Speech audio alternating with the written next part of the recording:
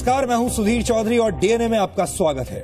कल देश में नतीजों का सूरज उगने वाला है। कल की सुबह का पूरे देश को इंतजार है और भारत की कल की सुबह पर पूरी दुनिया की नजर रहने वाली है, क्योंकि लोकसभा चुनाव के नतीजे कल आने वाले हैं। ऐसे में नए भारत की नई सरकार का एजेंडा तय करने का ये सबसे सही वक्त है। जी मीडिया ने नए भारत का एजेंडा तैयार कर लिया है, जिस पर अगर देश की नई सरकार काम करे तो देश के अच्छे दिन जरूर वापस आएंगे। यह आपके लिए सबसे जरूरी डीएनए टेस्ट है। हमने शिक्षा के स्तर से लेकर रोजगार तक, अर्थव्यवस्था और कृषि से लेकर भ्रष्टाचार तक हर स्तर पर गहरा रिसर्च किया है, जिसके बाद आज हम आपका ज्ञानवर्धन करेंगे। आज का यह डीएनए टेस्ट अगले 5 वर्षों तक देश के काम आएगा। आज की एक और अहम घटना यह भी है कि कांग्रेस के उपाध्यक्ष राहुल गांधी भारत लौट आए हैं। पिछले 24 घंटों से राहुल गांधी को सोशल मीडिया पर देश के मोस्ट वांटेड नेता, मिस्टर गायब और अप्रवासी भारतीय नेता जैसे शब्द कहे जा रहे थे, क्योंकि राहुल गांधी कल प्रधानमंत्री मनमोहन सिंह की विदाई के डिनर में शामिल नहीं हुए थे और पार्टी के तमाम बड़े नेताओं को ये बात पता भी नहीं थी कि वो विदेश चले गए हैं। इसके बाद सवालों का बाजार गर्म हो गया और पूछा जाने लगा कि आखिर राहुल गांधी 2014 के चुनावी क्लाइमैक्स से गायब कैसे हो गए। लेकिन आज उनके लौटने की खबर आई है। ऐन मौके पर राहुल गांधी की ये गुमशुदगी क्या कहती है और इसका राजनीतिक प्रभाव क्या है, ये हम आज आपको बताएंगे। वैसे राहुल गांधी और नरेंद्र मोदी दोनों के लिए आज की रात काटना काफी मुश्किल होगा, क्योंकि कल दोनों का रिजल्ट आने वाला है। राहुल गांधी और नरेंद्र मोदी की राजनीतिक बैटरी कल कितने प्रतिशत पर रहने वाली है, हम ये भी समझने की कोशिश करेंगे। लेकिन पहले देखते हैं देश की बड़ी खबरें नॉन स्टॉप न्यूज में। धन्यवाद सुधीर। हमारे दर्शकों को इंतजार रहता है डीएनए में खबरों के विस्तार से और गहराई से विश्लेषण का, लेकिन आप वो करें उससे पहले नॉन स्टॉप न्यूज। दुनिया के सबसे बड़े लोकतंत्र का सबसे बड़ा फैसला सामने आने में बस कुछ ही घंटे बाकी है। कल सुबह 8 बजे से देश भर के नेताओं के किस्मत का फैसला ईवीएम मशीनों से निकलना शुरू हो जाएगा। सभी मतगणना केंद्रों पर चुनाव आयोग ने सुरक्षा के कड़े इंतजाम किए हैं। सुबह 6 बजे से लगातार जी न्यूज आपको बताएगा चुनावी नतीजों का पूरा हाल, जहां हर सीट का रुझान सबसे पहले आप देख पाएंगे। जी न्यूज की सबसे अनुभवी टीम देश की एक-एक सीट पर हार जीत के नतीजों के साथ और उनके नतीजों के पूरे विश्लेषण के साथ आपके सामने होगी।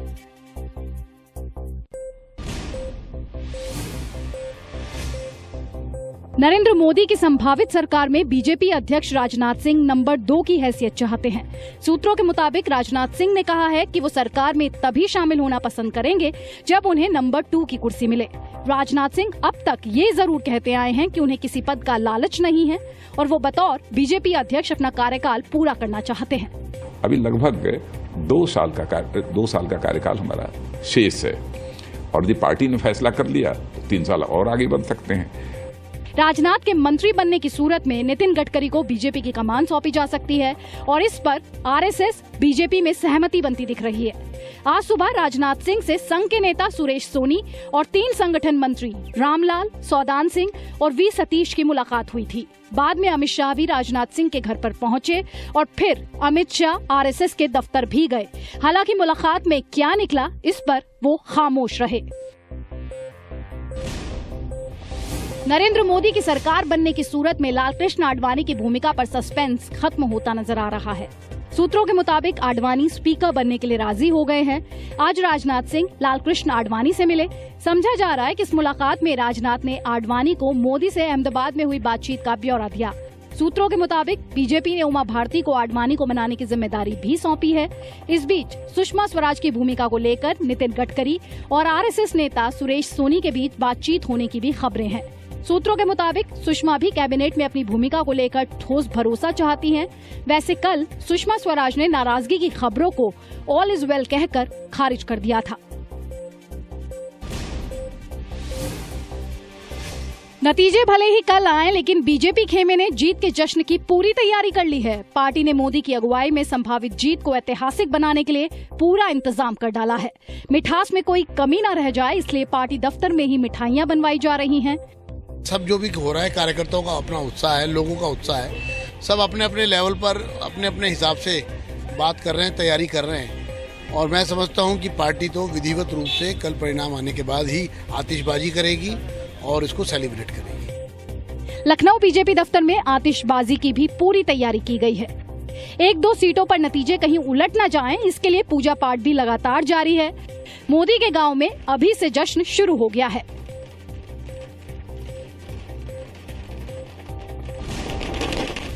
चुनाव नतीजों से पहले राहुल गांधी विदेश से वापस लौट आए हैं।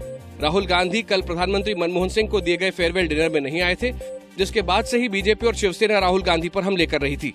तो उनका फेयरवेल डिनर वो भी सोनिया जी दे रही हों और राहुल जी उसके लिए भी वक्त न निकाल पाए, इससे दुर्भाग्यपूर्ण कोई बात नहीं हो सकती। 10 साल तक आप इस देश पे राज किया, अपने प्रधानमंत्री ने राज किया।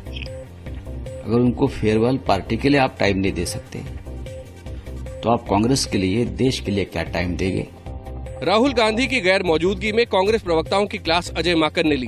प्रवक्ताओं से कहा गया है कि जनादेश पर संयम से प्रतिक्रिया दें।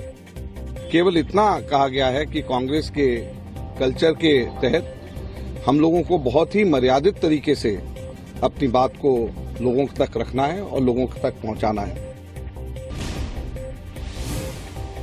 पूर्वी दिल्ली से सांसद संदीप दीक्षित ने लोकसभा चुनावों के नतीजों से पहले ही हार मान ली है। संदीप दीक्षित का कहना है कि उन्हें नतीजों का अनुमान है और उनकी जीत मुश्किल है।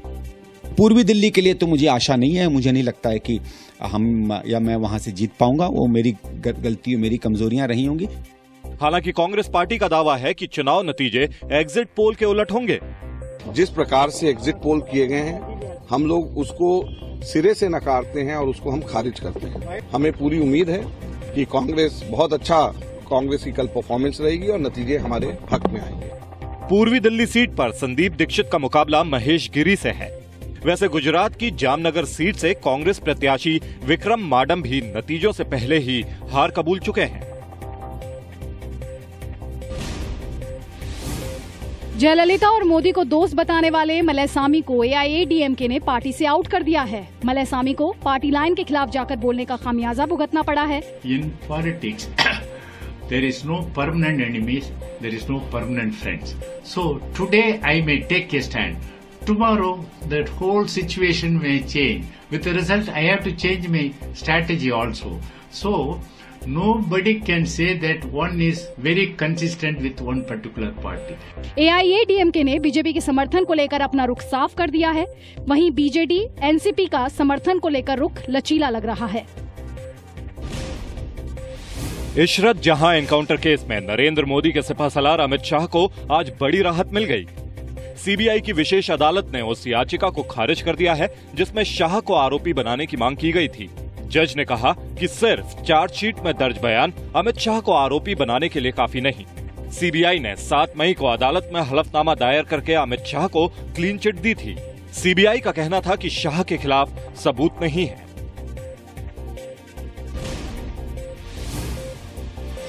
यूपी के पूर्व सीएम और कांग्रेसी नेता नारायण दत्त तिवारी ने 88 साल की उम्र में शादी रचा ली है। नारायण दत्त तिवारी ने रोहित शेखर की मां उज्ज्वला शर्मा से लखनऊ में बीती रात विधिवत शादी की। उज्ज्वला शर्मा एनडी तिवारी के खिलाफ पितृत्व के दावे को लेकर अदालत गई थी और उन्हें जीत हासिल हुई थी, जिसके बाद तिवारी ने रोहित शेखर को अपना बेटा मान लिया था।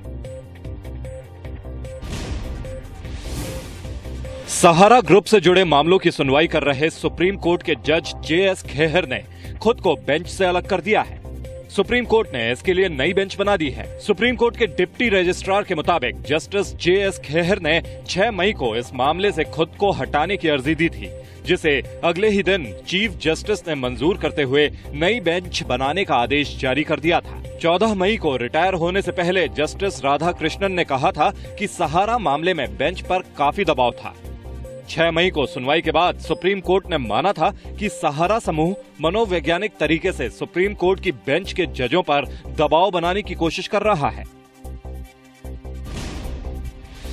श्रीलंका के आतंकी संगठन LTTE पर प्रतिबंध को केंद्र सरकार ने 5 साल के लिए और बढ़ा दिया है। 1991 में पूर्व प्रधानमंत्री राजीव गांधी की हत्या के बाद से LTTE को प्रतिबंधित आतंकी संगठनों की सूची में डाल दिया गया था। हालांकि 2009 में LTTE चीफ V प्रभाकरन के मारे जाने के बाद से इस आतंकी संगठन की कमर टूट गई है। लेकिन श्रीलंका के साथ ही भारत की इंटेलिजेंस एजेंसियों का भी मानना है कि LTTE के समर्थक और फंड मैनेजर आज भी दुनिया के कई हिस्सों में मौजूद हैं।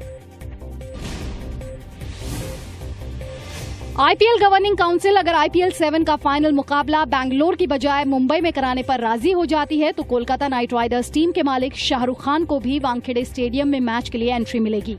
गवर्निंग काउंसिल ने एमसीए यानी मुंबई क्रिकेट एसोसिएशन के सामने फाइनल मैच की मेजबानी के लिए जो 14 शर्तें रखी थी उसमें एक शर्त ये भी थी। एमसीए ने अपनी मैनेजिंग कमेटी की मीटिंग में आईपीएल गवर्निंग काउंसिल की शर्तों पर सहमति दे दी है। एमसीए ने वानखेड़े स्टेडियम में शाहरुख खान की एंट्री पर 2012 में 5 साल के लिए बैन लगाया था। अब आईपीएल गवर्निंग काउंसिल को ये तय करना है कि वो फाइनल बेंगलुरु में ही कराएगी या मुंबई में। आईपीएल 7 का फाइनल 1 जून को है।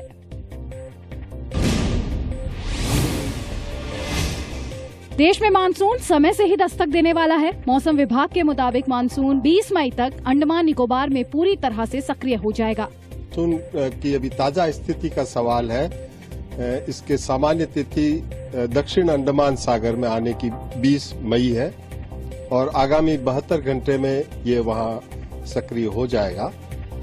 केरल में मानसून की दस्तक 1 जून तक होती है, जहां से आगे बढ़ते हुए देश भर में मानसून 15 जुलाई तक छा जाता है। मौसम विभाग पहले ही इस बार मानसून के पिछली बार से कमजोर रहने की भविष्यवाणी कर चुका है।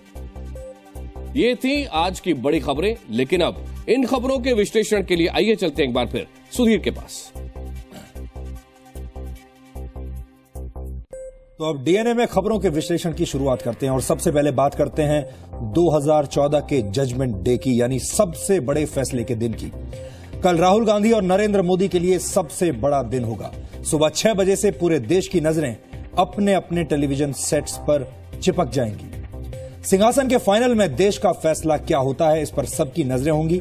लेकिन नतीजे से 24 घंटे पहले राजनीतिक पार्टियों के अंदर क्या हलचल है, नरेंद्र मोदी और राहुल गांधी के दिमाग में क्या चल रहा है, ये आपके लिए आज जानना जरूरी है। खासतौर पर कांग्रेस से मिल रहे संकेत अच्छे नहीं दिख रहे हैं। कल प्रधानमंत्री मनमोहन सिंह के फेयरवेल डिनर से राहुल गांधी गायब रहे। आज कांग्रेस के नए पोस्टर से भी राहुल गांधी गायब हो गए। कांग्रेस के नए पोस्टर में सिर्फ पंजे का निशान है। गांधी परिवार का कोई निशान इस पोस्टर में नहीं है, यानी सोनिया गांधी और राहुल गांधी दोनों इस पोस्टर से गायब हैं। इसी के साथ कई सवाल राहुल गांधी पर उठ रहे हैं कि राहुल ने प्रधानमंत्री के सम्मान में दिए गए फेयरवेल डिनर में जाना उचित क्यों नहीं समझा। बाद में पता चला कि राहुल गांधी तो विदेश में है और आज शाम को वो विदेश से लौट भी आए हैं। लेकिन कल रात से आज शाम तक राहुल गांधी देश की राजनीति में मजाक का विषय बने रहे। सोशल मीडिया पर उन्हें राजनीति के मिस्टर गायब और अप्रवासी भारतीय जैसे खिताब दिए गए। यहां आप कल सोनिया गांधी के घर 10 जनपद पर हुए फेयरवेल डिनर की तस्वीरें ध्यान से देखिए। राहुल गांधी इन तस्वीरों में आपको कहीं नजर नहीं आ रहे हैं। देश को अपने 10 साल देने वाले प्रधानमंत्री मनमोहन सिंह के इतने बड़े दिन पर राहुल गांधी का न होना बड़े सवाल खड़े कर चुका है। हालांकि राहुल गांधी के दफ्तर से सफाई आई थी कि राहुल शनिवार को प्रधानमंत्री से मिल चुके थे और उन्हें विदेश जाने के बारे में बता चुके थे। लेकिन डिनर में मौजूद किसी भी नेता को राहुल गांधी के बारे में कुछ अता पता नहीं था। राहुल गांधी के दफ्तर से बयान तब सामने आया जब यह खबर आई कि राहुल गांधी प्रधानमंत्री के फेयरवेल डिनर में नहीं पहुंचे। देश में चुनाव के नतीजों के एक दिन पहले राहुल गांधी का विदेश में होना कई बड़े सवाल खड़े करता है। ये राहुल गांधी की राजनीति की गंभीरता को भी दिखाता है। सवाल तो ये भी उठ रहे थे कि क्या 16 मई को यानी काउंटिंग वाले दिन राहुल गांधी देश में होंगे। लेकिन आज शाम होते होते खबर आ गई कि राहुल गांधी देश लौट आए हैं, यानी कल जब उनका रिजल्ट आएगा तब राहुल गांधी देश में ही मौजूद रहेंगे। लेकिन आज कांग्रेस के वरिष्ठ नेताओं को जो सबसे ज्यादा जो बात चुभ रही थी वो ये थी कि राहुल गांधी विदेश चले गए, इसके बारे में किसी भी बड़े नेता को नहीं पता था। कोई नहीं जानता था कि राहुल गांधी कहां पर गए हैं। और जब प्रधानमंत्री के फेयरवेल डिनर में राहुल गांधी नहीं पहुंचे और मीडिया ने यह सवाल उठाया, तब जाकर कांग्रेस पार्टी के बड़े बड़े वरिष्ठ नेताओं को यह बात पता चली कि राहुल गांधी असल में देश में नहीं है। बहुत सारे नेताओं ने ऑफ द रिकॉर्ड ये बात कही कि अच्छा होता कि अगर राहुल गांधी उन्हें पहले से बताकर जाते कि वो कुछ दिनों के लिए देश से बाहर जा रहे हैं, ताकि ये तमाम नेता कम से कम मीडिया के सामने उनका बचाव कर पाते। 16 मई के लिए कांग्रेस और बीजेपी दोनों ने तैयारियां कर ली हैं। प्रवक्ताओं को किस तरह से ज्ञान दिया गया, अब ये आपको दिखाते हैं। बीजेपी के मुख्यालय में अरुण जेटली ने सभी प्रवक्ताओं की क्लास ली। कांग्रेस ने भी अपने प्रवक्ताओं को 16 मई के लिए तैयारी करा दी है। गुरुद्वारा रकाबगंज रोड पर कांग्रेस के वॉर रूम में अजय माकन ने प्रवक्ताओं के साथ बैठक की और उन्हें तमाम जवाब रटवा दिए। नतीजों पर किस तरह से प्रतिक्रिया देनी है और मीडिया से क्या कहना है, जीत हार की स्थिति में कैसे बचाव या अपनी पार्टी का गुणगान करना है, ये सब कुछ प्रवक्ताओं को पहले से रटवा दिया गया है, बता दिया गया है। इस मीटिंग को राहुल गांधी संबोधित करने वाले थे, लेकिन वो इस बैठक में नहीं आए। सूत्रों के मुताबिक अजय माकन ने इस बैठक में प्रवक्ताओं से कहा है कि हमें अपने पूरे नेतृत्व का मजबूती से बचाव करना है और इस नेतृत्व में प्रधानमंत्री मनमोहन सिंह भी शामिल हैं। कांग्रेस के अंदर आशावादी नेताओं की कमी नहीं है। आज अजय माकन ने भरोसा जताया कि कल कांग्रेस को ही जीत मिलने वाली है। कल के चुनाव के नतीजे के दिन के जो रोस्टर ड्यूटी है वो उन सब लोगों को बताया गया है और केवल इतना कहा गया है कि कांग्रेस के कल्चर के तहत हम लोगों को बहुत ही मर्यादित तरीके से अपनी बात को लोगों तक रखना है और लोगों तक पहुंचाना है और हमें पूरी उम्मीद है कि बहुत अच्छा कांग्रेस की कल परफॉर्मेंस रहेगी और नतीजे हमारे हक में आएंगे। एग्जिट पोल के मुताबिक स्थिति दूसरी है, उस क्या कहें? कांग्रेस पार्टी जिस प्रकार से एग्जिट पोल किए गए हैं, जिस प्रकार से ओपिनियन पोल्स किए गए हैं, हम लोग उसको सिरे से नकारते हैं और उसको हम खारिज करते हैं। हमारा कैंपेन प्रभावी रहा, लोगों के इच्छा जबरदस्त थी और लोगों ने वोट भी उसी इच्छा से परिवर्तन के लिए और एक पॉजिटिव मैंडेट दिया है, तो इसलिए उसका प्रत्यक्ष नतीजे तो कल आएंगे। आज तो सारे अंदाजे अटकले हैं, अटकलों को हमें पूर्ण विश्वास है कि वही अंदाज जो एग्जिट पोल से आया है उससे भी बेहतर नतीजे आएंगे। अजय माकन चाहे कुछ भी कहें, लेकिन कांग्रेस के अंदर नतीजों को लेकर किस तरह निराशा का माहौल है, नतीजों से पहले ही किस तरह अपनी अपनी हार मानी जा रही है, ये आपको आज संदीप दीक्षित के बयान से पता चल जाएगा। संदीप दीक्षित पूर्वी दिल्ली से कांग्रेस के उम्मीदवार हैं, शीला दीक्षित के पुत्र हैं और कांग्रेस के प्रवक्ता भी हैं। सुनिए आज संदीप दीक्षित ने नतीजों से पहले ही कैसे अपनी हार मान ली। मुझे पूर्वी दिल्ली में नहीं एहसास लगता है कि हम बहुत अच्छा कर पाएंगे, क्योंकि कैंपेन जरूर अच्छा चला, हमारे कार्यकर्ताओं ने बहुत जोर से मेहनत की, काम बहुत हुआ था, कहीं भी हमको नेगेटिव प्रक्रिया नहीं मिली, लेकिन कुछ शायद है मेरे ख्याल से जो एंटी इनकम्बेंसी शायद पूर्वी दिल्ली में थी, हो सकता है मेरे में भी बहुत सी कमियां रही हूं, उसको हम लोग पूरा नहीं कर पाए। तो पूर्वी दिल्ली के लिए तो मुझे आशा नहीं है, मुझे नहीं लगता है कि हम या मैं वहां से जीत पाऊंगा, वो मेरी गलती मेरी कमजोरियां रही होंगी। बाकी दिल्ली में अच्छा प्रदर्शन रहेगा। आज हम संदीप दीक्षित की तारीफ करना चाहते हैं, उनकी ईमानदारी की तारीफ करना चाहते हैं। कम से कम संदीप दीक्षित ने यह नहीं कहा कि तमाम एग्जिट पोल गलत हैं। कम से कम संदीप दीक्षित ने यह नहीं कहा कि एग्जिट पोल्स जानबूझकर कांग्रेस को निशाना बना रहे हैं और कम से कम संदीप दीक्षित ने यह नहीं कहा, यह दावा नहीं किया कि आप नतीजों का इंतजार कीजिए, कल मैं ही जीतने वाला हूं, कल मैं ही सबसे आगे रहूंगा और कल कांग्रेस जीतने वाली है। उन्होंने ईमानदारी से अपनी हार को स्वीकार कर लिया। इस ईमानदारी की तारीफ करनी चाहिए। कांग्रेस के मुख्यालय 24 अकबर रोड की तस्वीरें आज किसी राहत शिविर जैसी लग रही थी। यहां कांग्रेस के तमाम प्रवक्ता कल नतीजे आने के बाद अपना गुणगान या बचाव करते हुए नजर आएंगे। कल अगर एग्जिट पोल जैसे नतीजे आते हैं तो फिर शायद कांग्रेस को ऐसे राहत शिविरों की जरूरत पड़ेगी जहां हार के बाद की आहों को समेटा जा सके। लेकिन फिलहाल कुछ नहीं कहा जा सकता। अब सबको कल सुबह का इंतजार है। कल ऐसा लगता है कि प्रवक्ताओं का दिन रहेगा, नेताओं का दिन रहेगा, टेलीविजन का दिन रहेगा। पूरे दिन दोनों पार्टियों के प्रवक्ता और नेता टेलीविजन पर लगातार आपके सामने रहेंगे। कुछ प्रवक्ताओं के लिए खुशखबरी होगी और कुछ के लिए कल का दिन काफी दुख भरी खबरों का दिन रहेगा। आज की रात नरेंद्र मोदी और राहुल गांधी के लिए भी बहुत भारी रहेगी। ऐसे में हम आपको कल की 4 संभावनाओं के बारे में आज बताना चाहते हैं ताकि आप यानी हमारे तमाम दर्शक और वोटर कल की तैयारी पहले से कर लें। कल क्या क्या हो सकता है, ये वो संभावनाएं हैं जिन्हें लेकर नरेंद्र मोदी और राहुल गांधी दोनों करवटें बदल रहे होंगे। सबसे पहले नरेंद्र मोदी की बात करते हैं। पहली संभावित तस्वीर यह है कि नरेंद्र मोदी स्पष्ट बहुमत यानी 272 के आंकड़े तक पहुंच जाएं। ऐसे अनुमान एग्जिट पोल भी लगा चुके हैं। दूसरी संभावित तस्वीर यह है कि एग्जिट पोल कुछ हद तक गलत साबित हो गए और नरेंद्र मोदी 272 के आंकड़े से पीछे रह जाएं। ऐसे में उन्हें मायावती, ममता बनर्जी, जयललिता, नवीन पटनायक जैसे दोस्तों की जरूरत पड़ेगी और इन तमाम नेताओं से दोस्ती करनी पड़ सकती है। इस बात में किसी को शक नहीं है कि बीजेपी नतीजों के बाद सबसे बड़ी पार्टी बनकर सामने आ सकती है। इस बात को लेकर किसी के मन में कोई शंका नहीं है। शंका सिर्फ इस बात को लेकर है कि सबसे बड़ी पार्टी तो बन गई, लेकिन 272 के कितने करीब तक बीजेपी और उसके सहयोगी दल पहुंच पाते हैं। लेकिन नरेंद्र मोदी की ताकत इस बात पर निर्भर करेगी कि बीजेपी बहुमत के आंकड़े के कितने करीब पहुंचती है।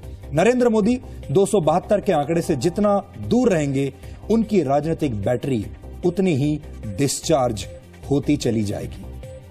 अब राहुल गांधी की बात करते हैं और उनके लिए कल की दो संभावित तस्वीरें आपको दिखाते हैं। पहली संभावित तस्वीर यह है कि कांग्रेस को 130 से 150 सीटों के बीच मिल जाए, जैसी कामना कांग्रेस के बड़े बड़े नेता कर रहे हैं। ऐसी स्थिति में राहुल गांधी के लिए सबसे बड़ी राहत होगी। ऐसे में वो सत्ता से तो दूर हो सकते हैं, लेकिन उनको मैदान से बाहर नहीं माना जाएगा। ये राहुल गांधी का आप कह सकते हैं ऐसा सपना वो देखना जरूर चाहेंगे। लेकिन दूसरी संभावित तस्वीर राहुल गांधी को परेशान करने वाली है। अगर कांग्रेस 100 सीटों के नीचे जाती है तो यह पार्टी का अब तक का सबसे खराब प्रदर्शन होगा और राहुल गांधी कांग्रेस के अब तक के सबसे कमजोर नेता के रूप में एक नया रिकॉर्ड बना देंगे। ऐसे में राहुल गांधी के लिए जवाब देना मुश्किल हो जाएगा। एक नेता के तौर पर वो काफी कमजोर नजर आएंगे और गांधी परिवार के लिए भी कई परेशानियां खड़ी हो जाएंगी। इनमें से कौन सी तस्वीर सच होगी, इसका पता तो कल ही चलेगा।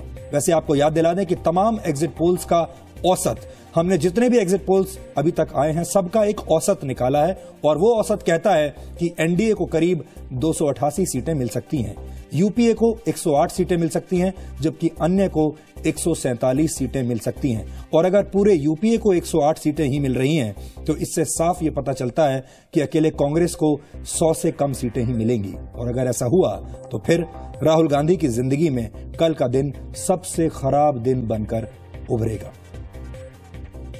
पिछली बार दिसंबर में जब विधानसभा चुनाव में राहुल गांधी की टीम हारी थी, आपको याद दिला दें, तब उन्होंने कैमरे के सामने आकर कहा था कि वो इस हार से सबक लेंगे और आम आदमी पार्टी से भी सीखेंगे, क्योंकि उनकी हार आम आदमी पार्टी के हाथों हुई थी। आपको याद करा दें, जब दिल्ली के चुनाव कांग्रेस हार गई थी। लेकिन एग्जिट पोल के नतीजों के आधार पर अगर कहें तो राहुल गांधी ने दिसंबर से लेकर अब तक कुछ नहीं सीखा। आज हम आपको सुनवाना चाहते हैं कि जब दिल्ली में कांग्रेस पार्टी हारी थी, विधानसभा चुनाव जो हुए थे और बाकी राज्यों के दिल्ली के साथ साथ उनको जब वहां पर हार हुई थी कांग्रेस की, तब उसी दिन राहुल गांधी मीडिया के सामने आए थे। उन्होंने हिम्मत दिखाई थी, उन्होंने जिम्मेदारी ली थी और उन्होंने कहा था कि वो इन नतीजों से सीखेंगे। उस दिन का बयान आज आपको जरूर सुनना चाहिए।